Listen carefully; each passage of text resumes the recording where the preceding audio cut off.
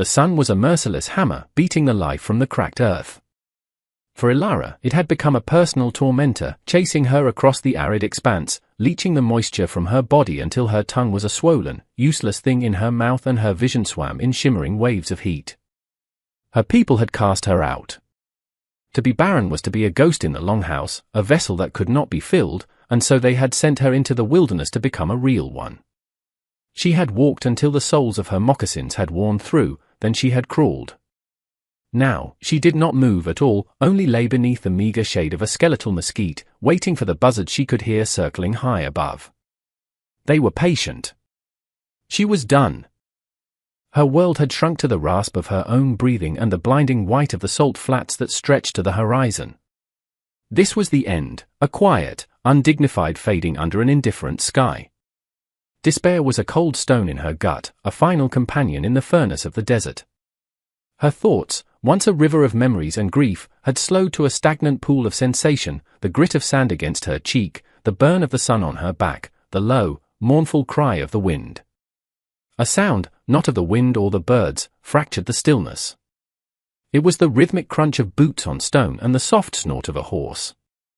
Ilara did not have the strength to lift her head. Let the end come. Perhaps it was a spirit, come to guide her across the final threshold. But the sound grew closer, more solid, more real. A shadow fell over her, a sudden, shocking relief from the relentless sun. She felt a presence, a stillness that was not her own. Through cracked eyelids, she saw the shape of a man, tall and broad, silhouetted against the blinding sky. He knelt, his movement slow, deliberate. She could smell dust and leather and something else, the faint, clean scent of soap. It was a smell of a world she had lost. He said nothing, simply uncorked a canteen. He didn't try to lift her head. Instead, he dipped a corner of a rough-spun cloth into the water and gently, carefully, touched it to her lips. The moisture was a miracle, a shock of life that was almost painful. She drank weakly, the cool liquid a benediction on her parched throat. He pulled the cloth away, dipped it again, and bathed her face, his touch surprisingly gentle for hands that were calloused and scarred. His face was weathered, carved by the same sun and wind that had nearly destroyed her, and his eyes, the color of a stormy sky, held a profound and weary quiet. He was a white man, a settler. One of the ones her people traded with but never trusted. Yet there was no judgment in his gaze, only a deep, unsettling pity that made her feel her own wretchedness even more keenly. He had found her, a discarded thing, and in his silence, she felt the full weight of her shame. He lifted her as if she weighed nothing, his arms strong and sure around her skeletal frame. The world tilted and spun, a nauseating blur of brown earth and blue sky. The horse, a sturdy sorrel, shifted its weight but stood steady as he mounted, settling her in front of him. The motion of the horse was a gentle rocking, a cradle carrying her away from her own grave. She drifted in and out of consciousness, her head lolling against the solid wall of his chest. Each time she surfaced, she was aware of the steady beat of his heart against her ear, a rhythm of life that seemed to pull her back from the edge. They traveled for what felt like an eternity, the landscape slowly changing from barren flats to sparse, hardy grassland dotted with juniper. Finally, a structure rose from the heat haze, a small, solid cabin built of rough-hewn logs, a curl of smoke whispering from its stone chimney. It looked lonely, an island of human effort in an ocean of wilderness. This was his home. He carried her inside, into a cool dimness that smelled of wood smoke and dried herbs. He laid her on a simple cot, the straw-stuffed mattress a luxury beyond imagining. For a time, she knew only fever dreams, haunted images of her village, of disapproving faces, of the long walk into nothingness. Through it all, a quiet presence moved in the shadows. Broth was spooned into her mouth. A cool cloth soothed her brow. He moved with an economy of motion, wasting no effort, speaking no words. He was a man accustomed to solitude, his silence as much a part of the house as the stone hearth. On the third day, the fever broke. She woke to clarity and a profound weakness. He was sitting at a small table, mending a piece of leather tack, his head bent to his work.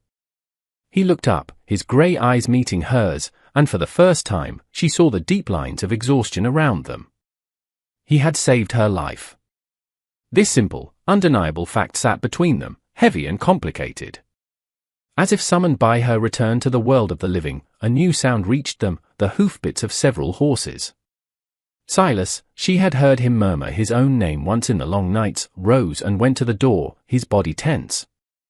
Ilara pushed herself up on one elbow, her heart pounding. Through the open doorway, she saw them. 5 men from her tribe, led by the elder, Cale. Their faces were grim, their bearing rigid. They had not come for her. They had come for him. Cale's eyes, ancient and sharp, bypassed Silas and found her on the cot. A flicker of something, disapproval, perhaps regret, crossed his face before it settled back into a stony mask. He spoke, not to her, but to the white man who had interfered with her fate. His voice was low, resonant, each word in her native tongue dropping into the silence like a stone into a well. "You have taken this woman from the spirits who had claimed her," Cale said, his gaze unwavering. "She was cast out by the law of our people. By touching her, by bringing her to your home, you have tied your spirit to her broken one. She cannot return to us. She cannot remain here as she is. It is forbidden." Silas stood his ground, his face unreadable. He did not understand the words, but he understood the gravity. He looked from the elder to Ilara, a question in his eyes. She translated, her voice a dry whisper. "He says, you have made me your responsibility. In the eyes of my people, by saving me, you have chosen me." A cold dread washed over her. She knew what was coming. It was the old law, the law of balance. Cale's next words confirmed it. "To restore honor, to mend what has been broken, you will take her as your wife. Today. Before this sun sets." The silence that followed Cale's pronouncement was absolute, broken only by the crackle of the fire in the hearth. Silas stared at the elder, then his gaze shifted to Ilara, searching her face for confirmation, for some sign that this was a misunderstanding. But her expression, a mixture of shock and resigned horror, told him everything. The demand was real. It was not a negotiation. It was an edict delivered from a world with rules he did not comprehend. His life was one of solitude, a deliberate construction of quiet labor and managed loneliness. He had inherited this ranch from his father, and for 15 years, he had worked it alone. His wife, Mary, had died years ago, taking with her their unborn child and any hope for the legacy his father had dreamed of. The doctor had told him then, in hushed, apologetic tones, that there would be no more children. He was barren, a dead end, a fact he had carried like a stone in his soul. He had made his peace with it, or so he thought, channeling his life into the rhythms of the land, the cattle, the turning of the seasons. Now, this. A wife, commanded. A stranger, broken and exiled, delivered to his door by fate, and a moment of compassion he was beginning to regret. He looked at her, truly looked at her. The sharp angles of her face, the dark, haunted eyes, the way she clutched the rough blanket as if it were the only solid thing in her world. Taking her in was one thing. A duty. An act of mercy. But marriage? It was a profanity, a mockery of the life he had shared with Mary, a union of two solitudes that promised only more silence, more emptiness. Yet, he understood the grim logic in the elder's eyes. He had seen the way the men looked at her, not with hatred, but with the cold finality of a judgment passed. By interfering, he had made her an anomaly. She belonged nowhere. Returning her to them was impossible. Leaving her here, unmarried, would make her a pariah in his world as well, a savage woman living with a white man. The town of redemption, a hard-scrabble collection of pious and suspicious folk, would crucify them both with whispers and stares. The elder's solution, as harsh as it was a kind of protection. It gave her a place, a name, his name. It created a fragile shield of legitimacy around them both. He looked at Cale, whose face remained impassive, and gave a single, sharp nod. The decision was made. There was no joy in it, no ceremony in the true sense. Cale stepped into the cabin, the others remaining outside as witnesses. He spoke a few words in his language, a short, solemn verse about the joining of two paths into one. He took Ilara's hand, her fingers small and cold in his, and placed it in Silas's rough palm. He looked at Silas and said in broken, halting English, "You protect. She is yours now," and that was all. They were married. The tribesmen mounted their horses and rode away without a backward glance, disappearing into the vast landscape as silently as they had appeared. The dust settled. The silence rushed back in, heavier than before, thick with the weight of what had just happened. They stood in the middle of the small cabin, a man and a woman who were now husband and wife, more estranged than any two strangers passing on a trail. Ilara would not meet his eyes. She stared at the floorboards, her shoulders slumped. He saw a tremor run through her.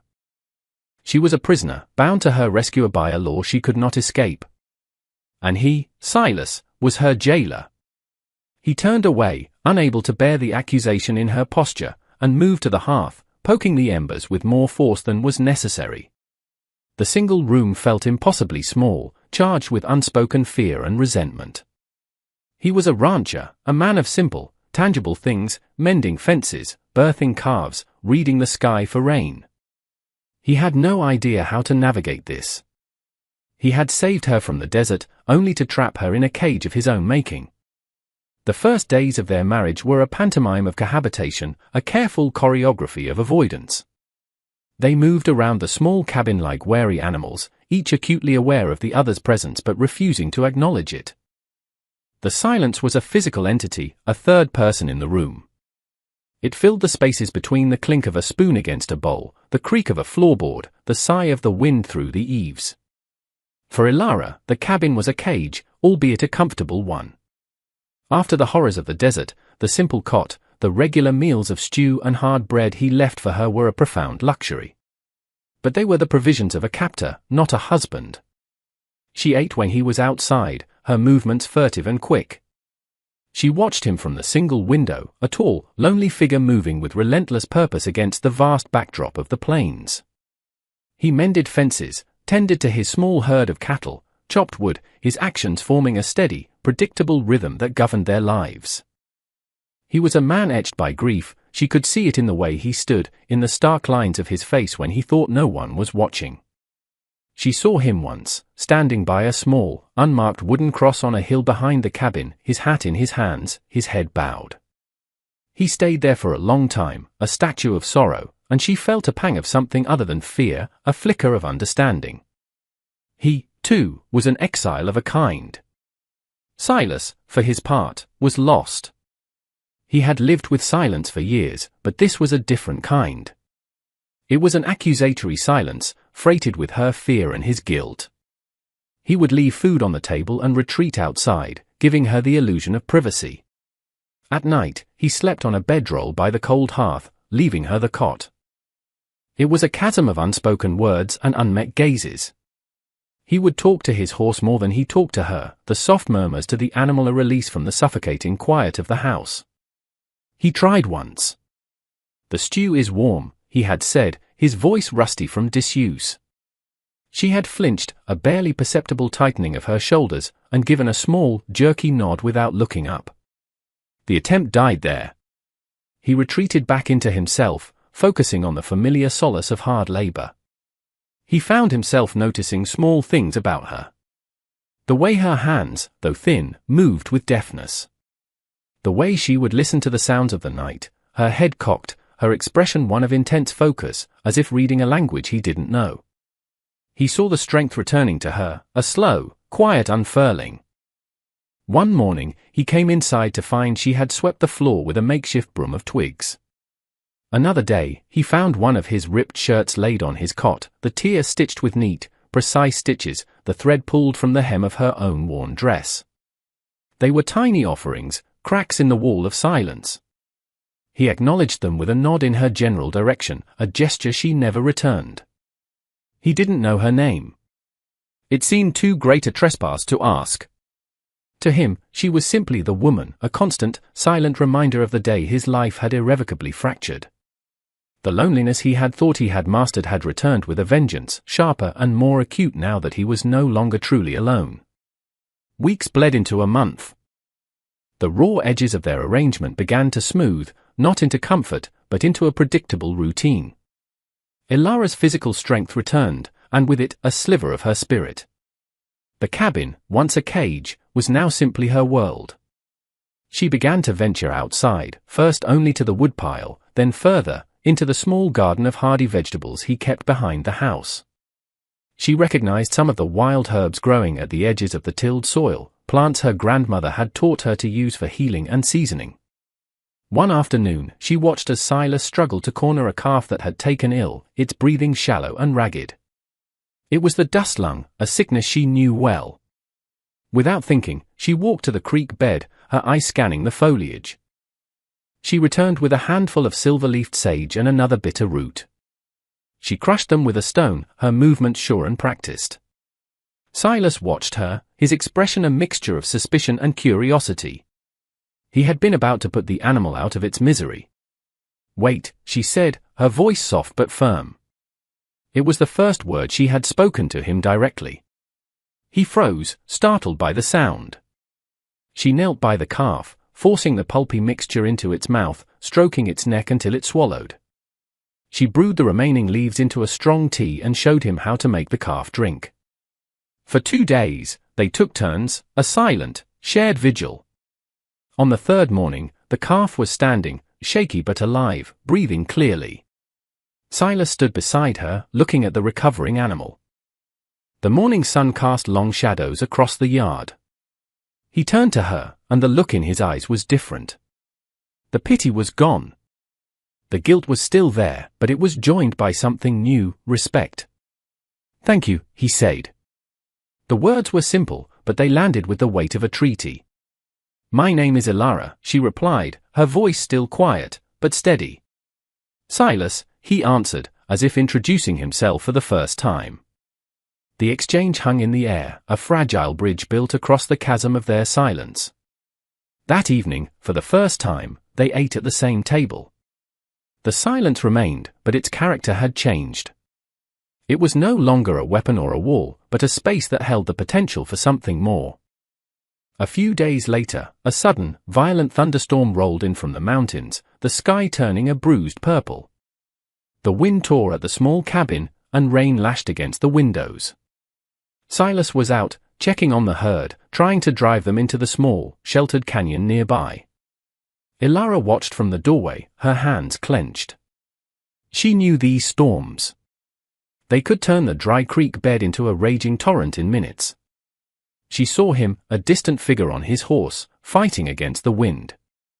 Remembering the path she had seen him take, she realized he would try to cross the creek on his way back. She pulled on his spare oilskin coat, which swallowed her whole, and ran out into the deluge.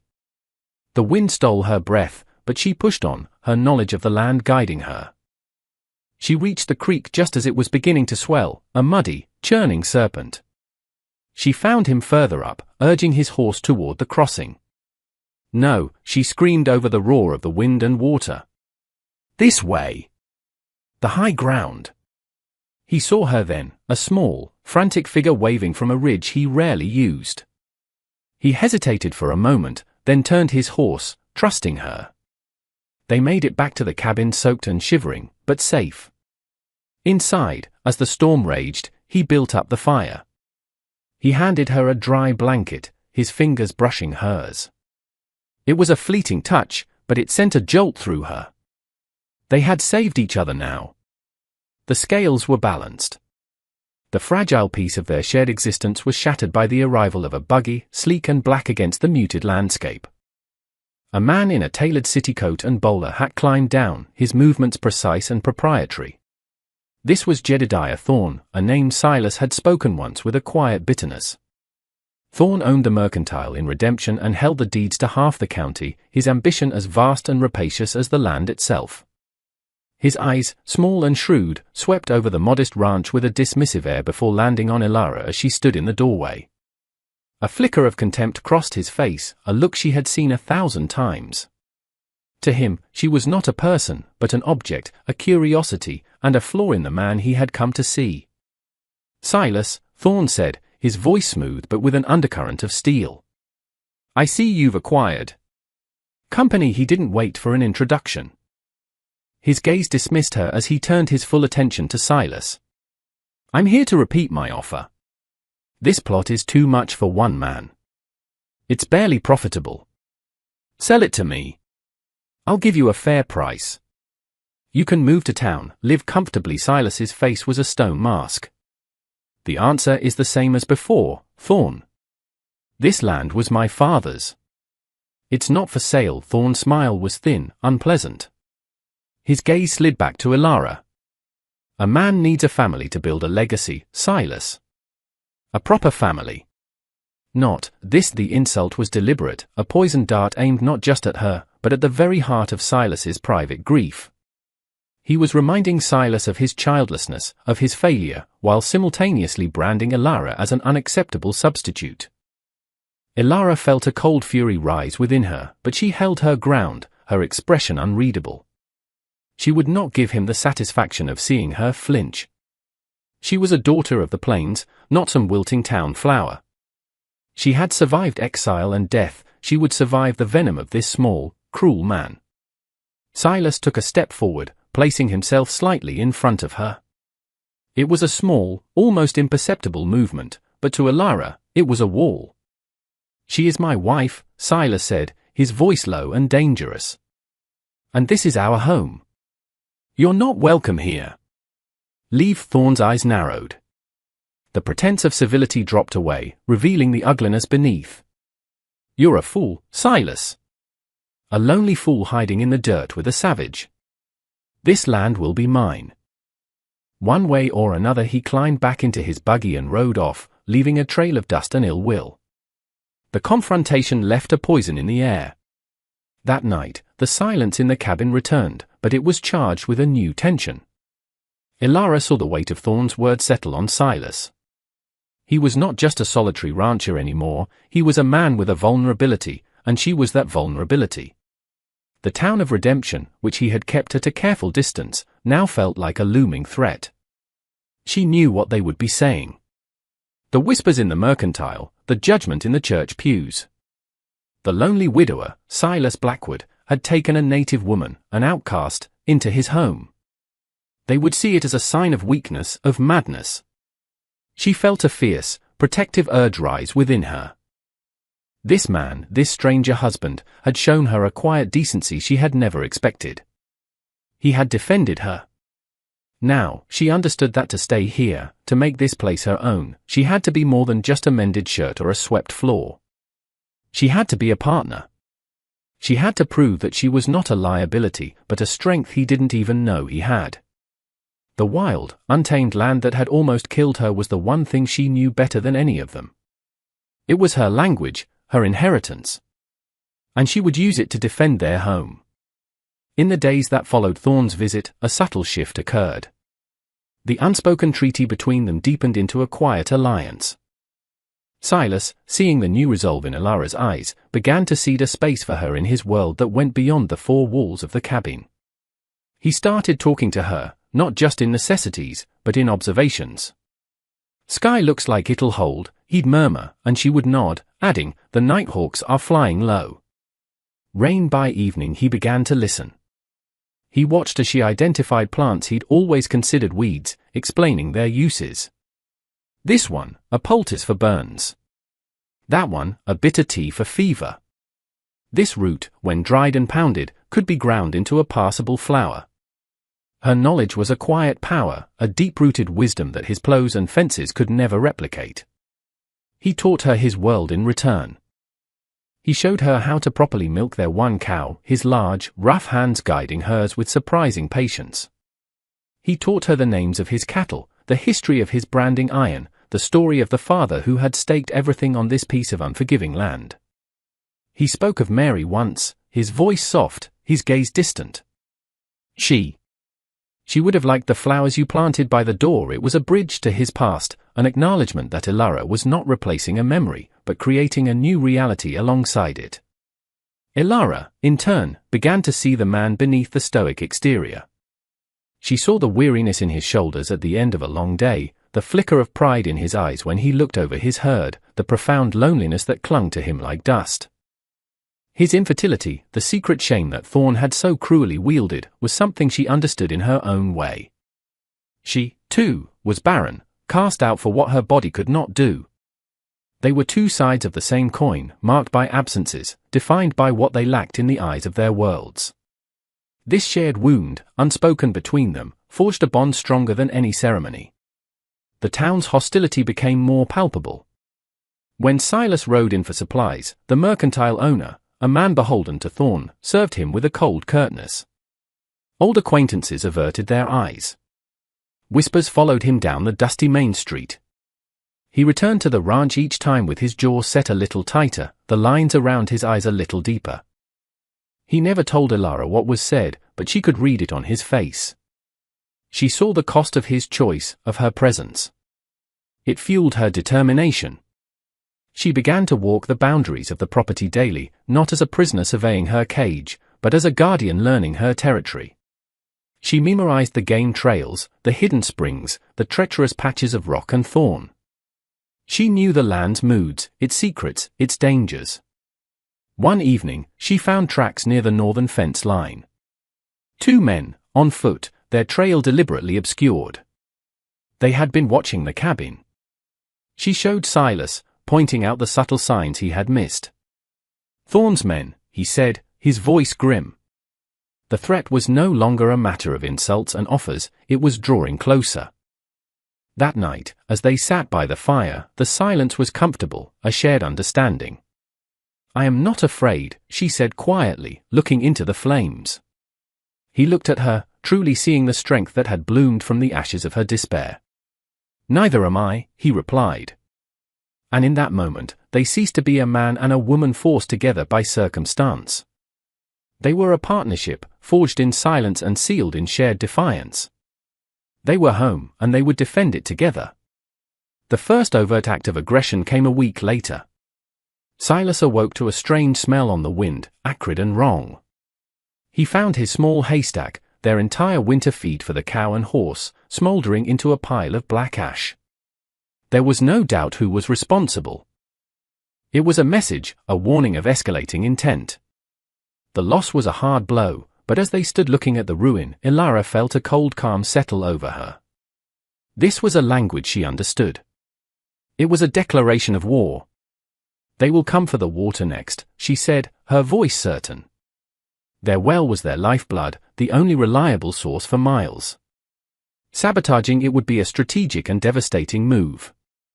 "They think we are weak," she continued, her dark eyes meeting his. "They think you are one man, and I am nothing. We will show them they are wronged." Her certainty was infectious. It banked the fires of Silas's anger into a focused, hardened resolve.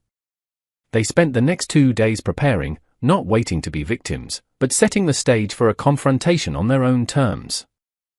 Following Elara's direction, Silas dug a shallow trench, diverting a small, almost unnoticeable trickle from the spring that fed the well. He guided it through a series of rocks and gullies to a low-lying, marshy area thick with thorny scrub and hidden sinkholes, a place he usually avoided. It was a natural trap.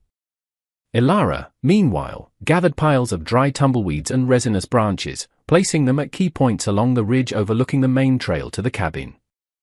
Their vigil began. They took turns watching through the night, the rifle resting against the wall, the silence of the cabin now a coiled spring of anticipation. On the third night, under the sliver of a waning moon, they came.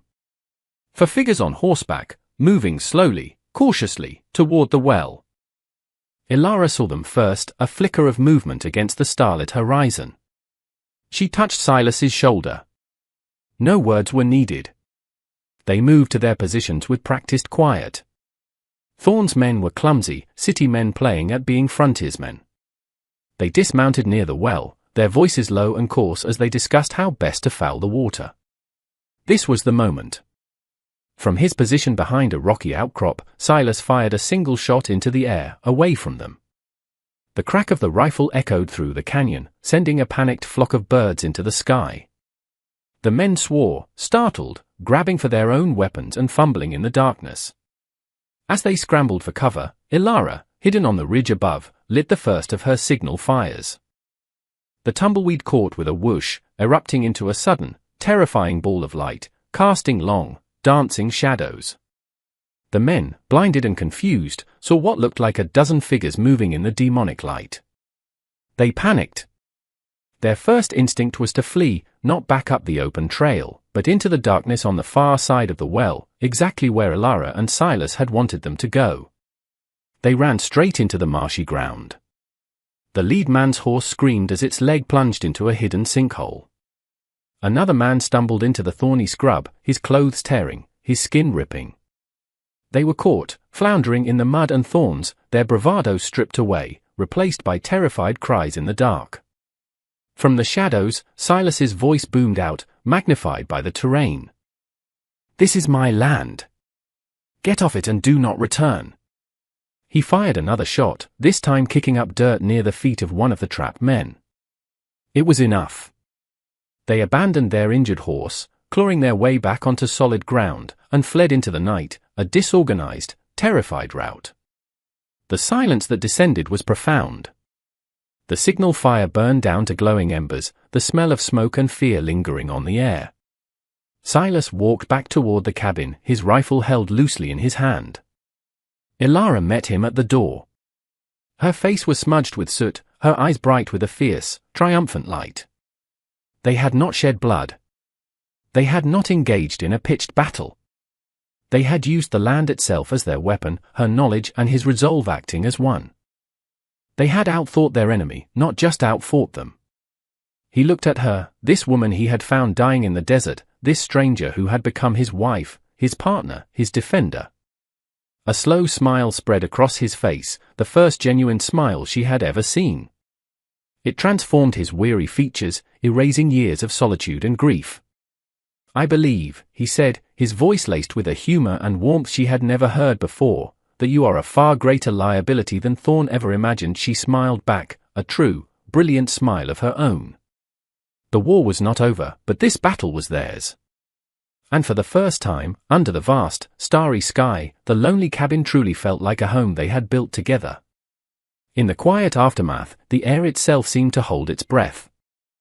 The acrid smell of burnt tumbleweed faded, replaced by the clean, cool scent of the high desert night. They did not speak of Thorn or his men. The victory hung between them, a shared and solid thing. Inside the cabin, Silas added a log to the fire, the flames leaping up to paint the room in flickering shades of gold and orange. He turned and looked at Ilara, who was standing by the hearth, her silhouette framed by the warm light. The woman he had found was gone, replaced by this one, whose eyes held not the emptiness of despair, but the deep, steady glow of a fire well tended. The fear that had lived between them for so long had been burned away in the night's confrontation, leaving a space clean and new. He crossed the small room and stood before her. He reached out, his calloused fingers gently tucking a stray strand of black hair behind her ear. It was the first time he had touched her with simple, unalloyed tenderness. She did not pull away. Instead, she leaned into his touch, a small, almost imperceptible movement that spoke volumes. The years of his own barren solitude, and the weeks of hers, seemed to dissolve in that single, quiet gesture. He had saved her body from the desert, but tonight, working together, they had saved each other's souls from the wilderness of loneliness. They had been forged into a unit, a tribe of two, bound not by a sterile law dictated by others, but by the fire they had walked through side by side. The world outside, with its harsh judgments and greedy men, still existed. Thorn would likely not give up so easily. The town of redemption would still whisper. But none of it seemed to matter as much within the circle of light cast by their hearth. They had found their own center, their own law. The home was no longer just his, and her life was no longer just a debt to be repaid. It was theirs. She looked around the simple cabin, at the rifle mounted over the door, the neatly stitched tear in his shirt, the small pot of herbs she kept on the windowsill. Each object was a verse in the story of their becoming. Her gaze returned to his face, to the stormy grey eyes that no longer held pity, but a deep and abiding respect that mirrored her own. Her past as an outcast and his as a widower were not erased, but they were no longer the defining features of their lives. They were simply part of the landscape they had crossed to find each other. He had been a man convinced his line ended with him, that his life was a fallow field. She was a woman told she was an empty vessel, a curse upon her people. But together, they had cultivated something new and unexpected. Not a family of blood, but one of spirit and resilience. She was no longer dying, and he was no longer alone. As the fire crackled, casting their two shadows on the wall until they merged into one, Ilara knew she was finally, truly, home. The path ahead was uncertain, but for the first time in a very long time, she felt not fear, but a quiet, unshakable hope. They would face the dawn together.